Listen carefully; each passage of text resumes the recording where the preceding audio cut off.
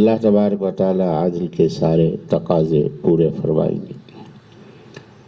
قرآن مجید میں دیگر مقامات پر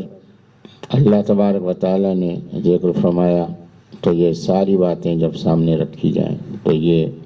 مراحل جو سامنے آتے ہیں کہ اللہ تبارک و تعالی جب ان تمام انسانوں کو کھڑا کریں گے تو اپنے اعمال ناموں کو جب یہ دیکھیں گے تو اس پر یہ کہیں گے کہ یہ کیسی کتاب ہے کہ جس میں ہماری ہر چھوٹی بڑی بات موجود ہے۔ اس کو دیکھ لینے کے باوجود بھی اب اقرار نہیں کریں گے کہ اگر ہم بچ سکیں انکار سے تو انکار کا رنگ اختیار کیا جائے۔ اب اس کے بعد ان کے سامنے یہ اعمال نامے پیش کیے جائیں گے اور اعمال نامے لکھنے والے فرشتے ساتھ ہوں گے تو گواہی دیں گے وہ فرشتے کہ جی ہاں جی انہوں نے یہ اعمال کیے تھے تو ہم نے یہ لکھے تھے۔ اب یہ کرامن کاتبین ہیں، ہر ایک کے ساتھ دو فرشتے ہیں، ایک دایاں ایک بایاں۔ دائیں طرف والا نیکی لکھتا ہے، بائیں طرف والا گناہ لکھتا ہے۔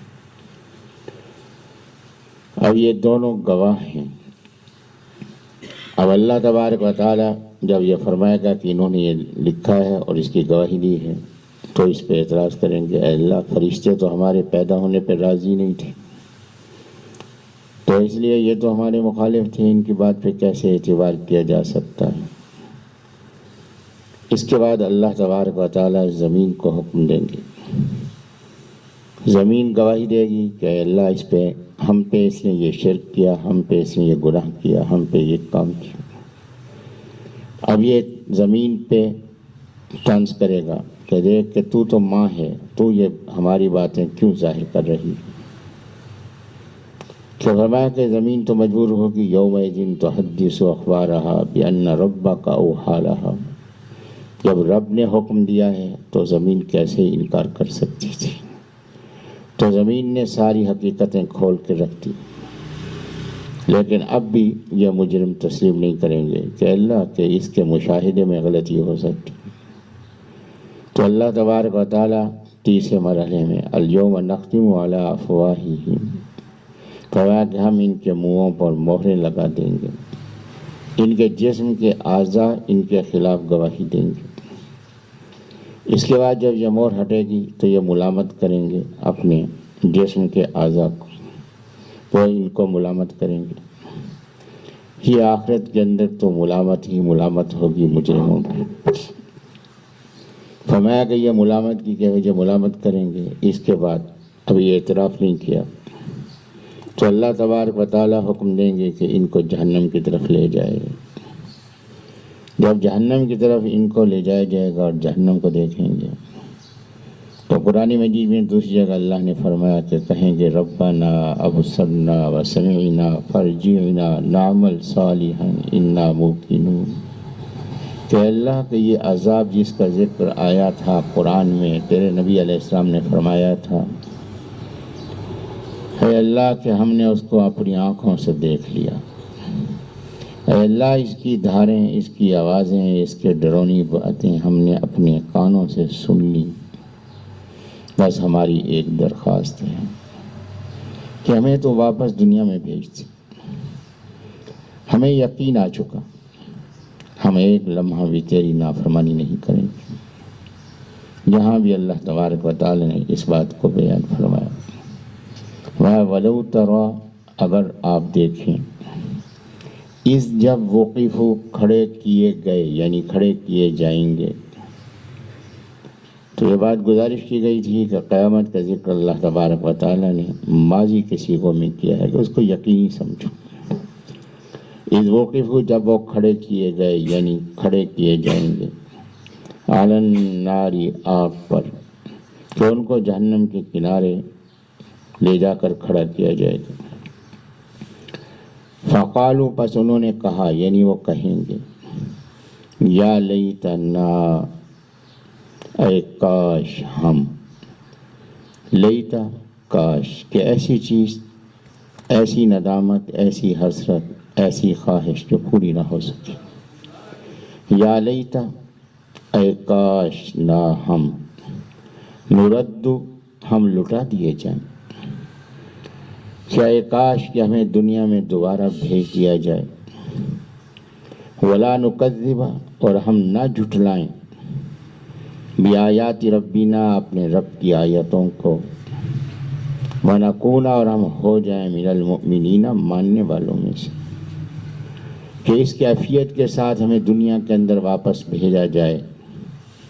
کہ ہمیں لٹا دیا جائے، کاش کہ ہم واپس بھیج دیے جائیں، اور واپس بھیج کے پھر ہم کیا کریں کہ اللہ کی باتوں کو نہ جھٹلائیں، پکے ایمان لانے والے بن جائیں، تاکہ اس سے ہماری نجات ہو جائے۔ لیکن یہ کہنا کیا اخلاص کی وجہ سے ہوگا کہ نہیں؟ دنیا کے اندر مشاہدہ ہے کہ جب انسان کو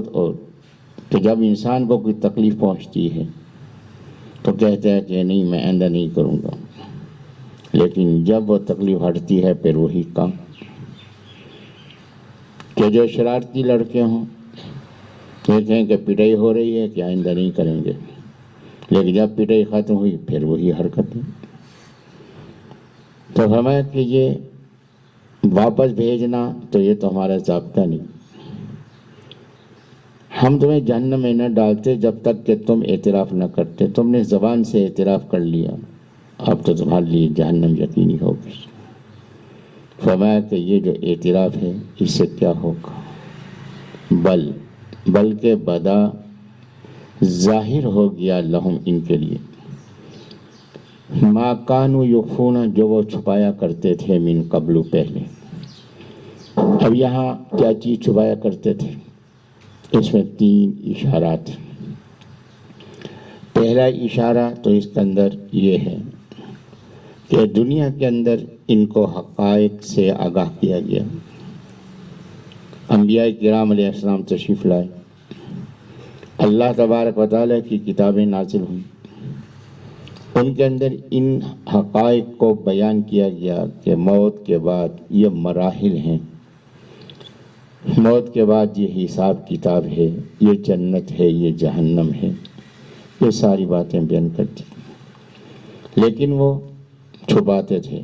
اظہار نہیں کرتے تھے، اس بات کو مانتے نہیں تھے۔ ان حقائق کو انہوں نے چھپا رکھا تھا، ان کے دلائل کو چھپا رکھا، توجہ ہی نہیں کی، مانے ہی۔ اب جس چیز کو وہ چھپاتے تھے، جس حقیقت کو ماننے کے لیے تیار نہیں تھے، آج وہ حقیقت ان کے سامنے ظاہر ہو کر آ گئی۔ اب اپنی آنکھوں سے دیکھ رہے ہیں کہ یہ جو عذاب ہے وہ اپنی آنکھوں سے دیکھ رہے ہیں۔ اور جیسے کہ میں نے ابھی عرض کیا کہ سورۃ الف لام میم سجدہ میں اللہ نے فرمایا،